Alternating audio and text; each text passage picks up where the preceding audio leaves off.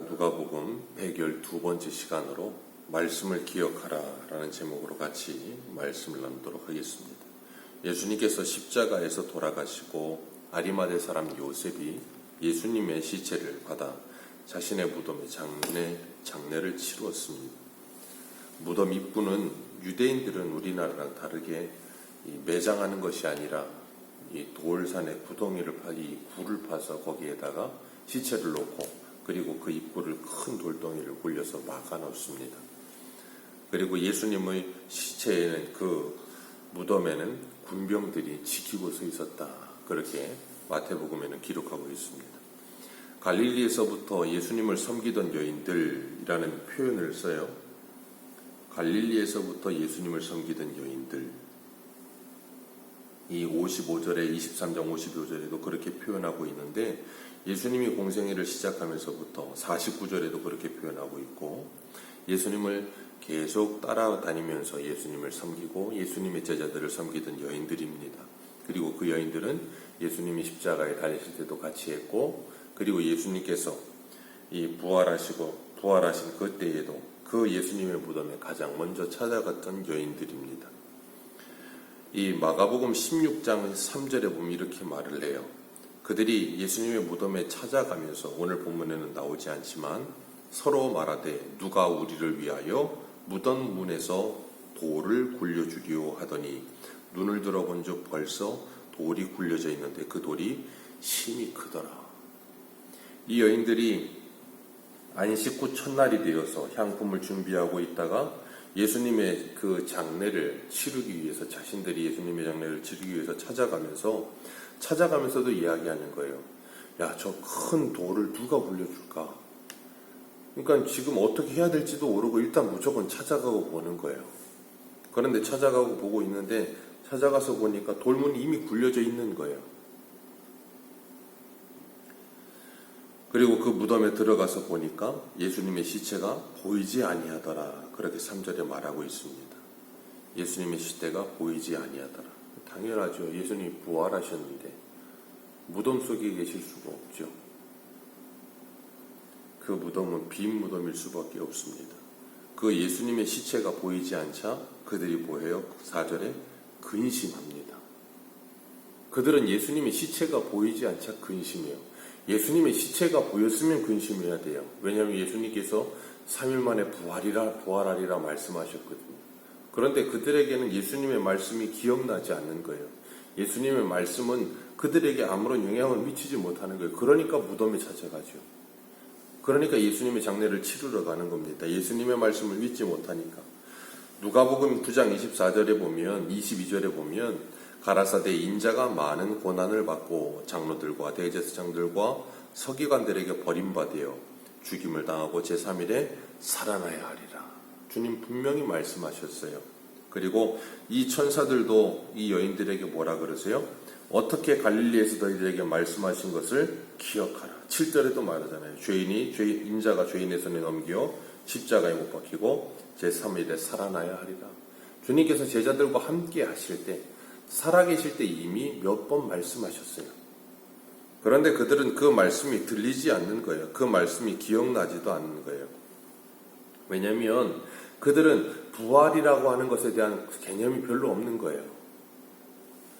우리가 어제 오전에 사도행전을 할 때도 이 아테네 사람들이 사도 바울이 전하는 새로운 지식을 듣고 그들이 기뻐하여 에피쿠로스와 스토아과 철학자들이 계속 말해달라. 그러니까 이 사도 바울이 그들이 알지 못하는 신에 대해서 내가 알려주겠다 하면서 하나님에 대해서 예수님에 대해서 쭉 이야기하고 예수와 부활에 대해서 설명을 할 때 그들이 그 소리를 듣고 뭐 했다 그랬어요? 조롱했다 그랬어요.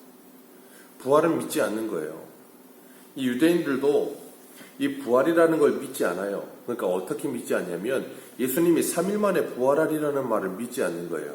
왜냐하면 이 사람들에게 유대인들도 이 사두개파 사람들은 부활이 없다라고 생각하는 사람들이고 바리새파 사람들은 부활은 있다예요. 그런데 부활은 있는데 요한복음 11장에 나오는 그 나사로의 누이처럼 세상 끝날에 부활하리라는 생각만을 가지고 있는 거예요. 그러니까 예수님이 3일 만에 부활할 거라는 생각은 꿈에도 못하는 거예요. 예수님은 이미 말씀을 하셨는데도 불구하고 고린도전서에 보면 15장에서도 이렇게 이야기해요. 우리 한 군데만 보겠습니다. 고린도전서 15장 12절.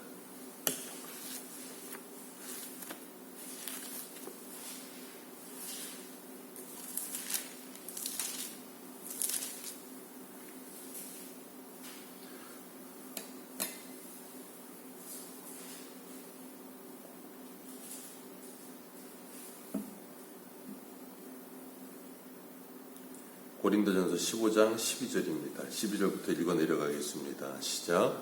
그리스도께서 죽은 자 가운데서 다시 살아나셨다 전파되었거늘 너희 중에 어떤 사람들은 어찌하여 죽은 자 가운데서 부활이 없다 하느냐. 여기 보면 고린도 교회에도 부활은 없다라고 말을 하는 사람들이 있다는 거예요. 13절입니다. 만일 죽은 자의 부활이 없으면 그리스도도 다시 살아나지 못하셨으리.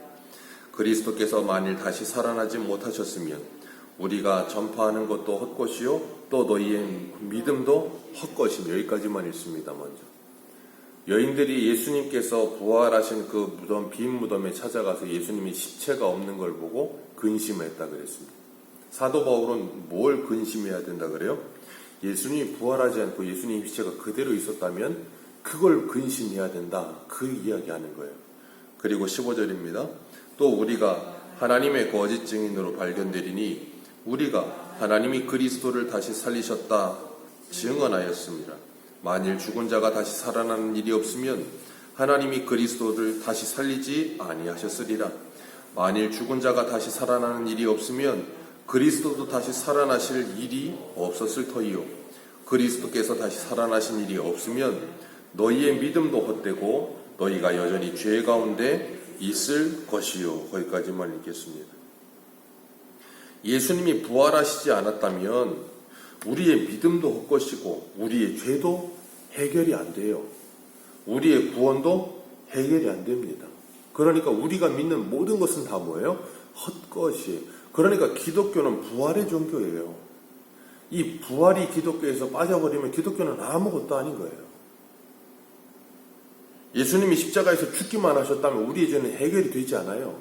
그 사망에서 부활하셔서 사망 권세를 이기시고 그 승리를 우리에게 주셨기 때문에 우리에게 뭐예요? 참된 생명, 영생이 우리에게 주어지는 거예요. 그렇기 때문에 사도 바울이 이야기하는 것처럼 이 고린도전서 15장 이 19절 말씀 같이 한번 읽겠습니다. 만일 그리스도 안에서 우리가 바라는 것이 다만 이 세상의 삶뿐이면 모든 사람 가운데 우리가 더욱 불쌍한 자이러라. 그러나 이제 그리스도께서 죽은 자 가운데서 다시 살아나사 잠자는 자들의 첫 열매가 되셨도다. 아멘. 예수 그리스도께서 우리의 첫 열매가 되심으로 우리도 부활한다는 것에 대한 참된 믿음과 소망이 우리 안에 생겨나게 되는 겁니다. 그래서 우리는 뭐예요? 그 소망 가운데 주님의 나라를 바라보는 거지요. 그리고 그 소망을 가지고 이 세상을 넉넉히 이기는 겁니다. 그 부활 소망을 가지고. 부활 소망이 없으면 우리는 사망을 이길 힘이 없어요. 죽으면 끝이다, 그런 생각을 갖는다면 누가 죽음을 두려워하지 않을 수가 있겠어요. 그런데 죽음 이후에 우리는 부활하며 영원한 생명이 있다라는 걸 믿는다면 죽음은 우리에게 두려움이 되지 않아요. 그래서 흔히들 사람들이 이야기하죠. 죽음은 또 다른 세계를 향한 새로운 문이다, 그렇게 말을 해요. 죽음은 끝이 아니고 시작의 문이다.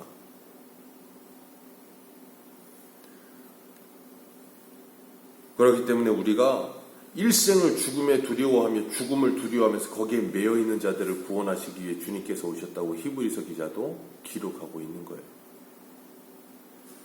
여인들이 근심하고 있는데 찬란한 옷을 입은 두 사람이 그랬습니다. 천사지요.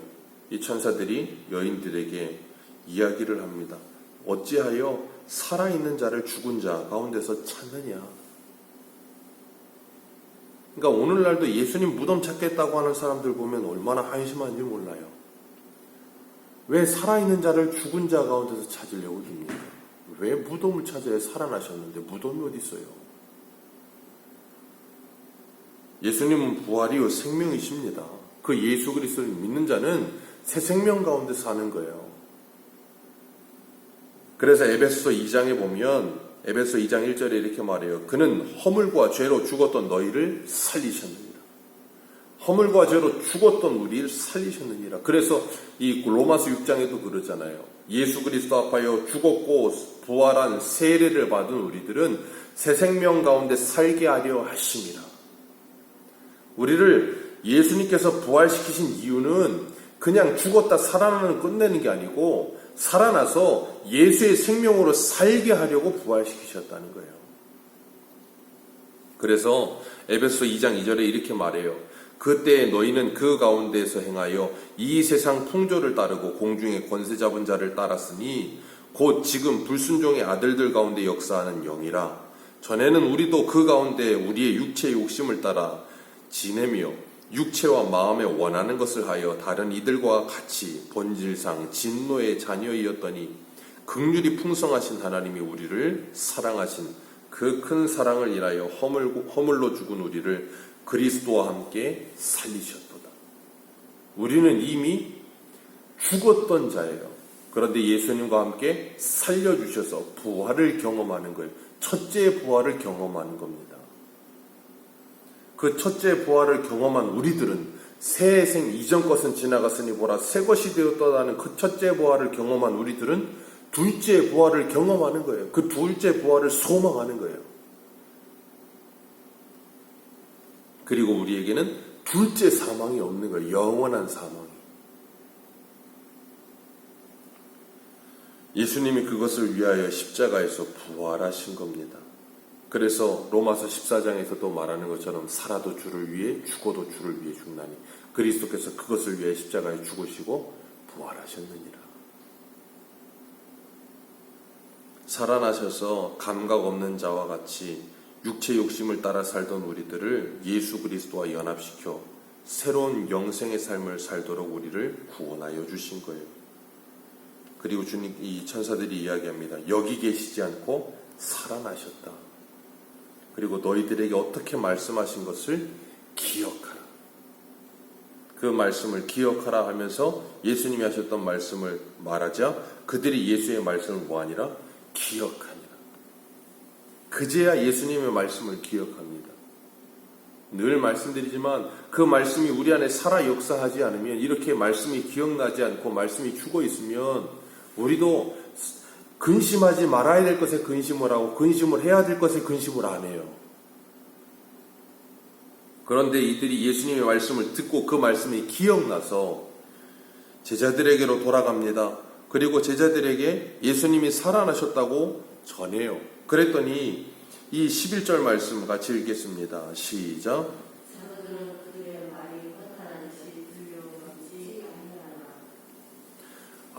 사도들도 아무도 믿질 않아요.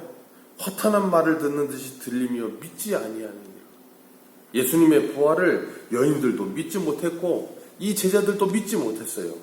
그러나 천사들을 통하여 그 말씀이 기억나게 하시자 이 여인들이 그 말씀을 기억하고 사도들에게 전했는데 제자들도 믿지 못해요. 그런데 여기 오늘 본문에는 베드로라 그랬는데 베드로와 요한이 그 예수님의 무덤에 찾아가죠. 그리고 그 무덤을 구부려보고 빈 무덤인 것을 보았어요. 그런데 그 된 일을 놀랍게 여기기는 했지만 집으로 돌아갑니다. 그게 우리들이에요. 예수님이 아무리 부활하셨다 이야기해도 믿지 못하는 거예요. 그래서 요한복음 14장에 보면 16절에서 20절에 이렇게 말합니다. 내가 아버지께 구하겠으니 그가 또 다른 보혜사를 너희에게 주사 영원토록 너희와 함께 있게 하리니 그는 진리의 영이라.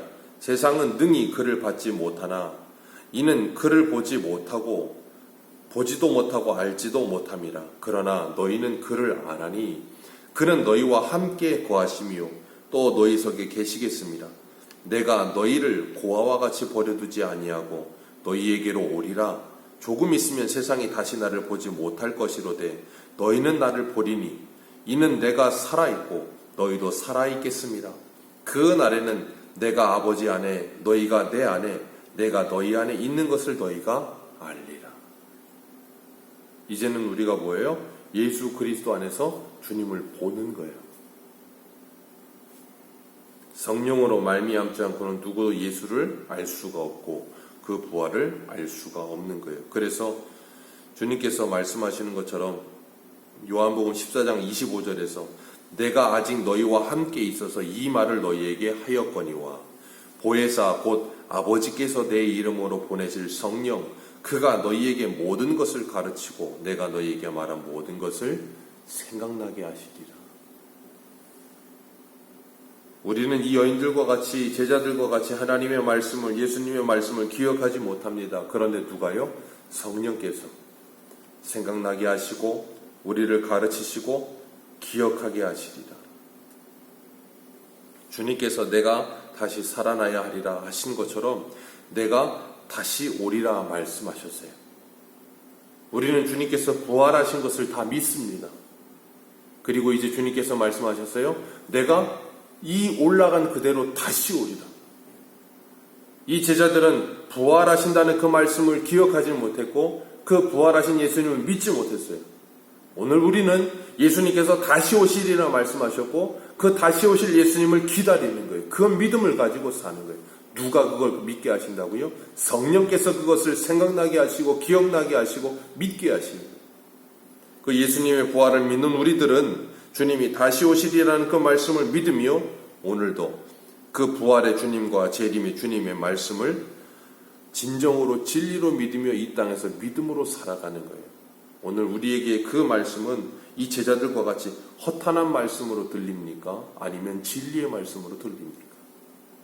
그 말씀이 우리에게 진리의 말씀으로 들려진다면 우리가 그 믿음 안에서 죽은 자가 아니라 근심하는 자가 아니라 허탄한 듯 그 말을 믿지 못하는 자들이 아니라 산 자로 살아있는 자로 주님과 동행하며 하나님의 영광을 위해 살아가는 우리 모두가 될 줄로 믿습니다. 기도하겠습니다.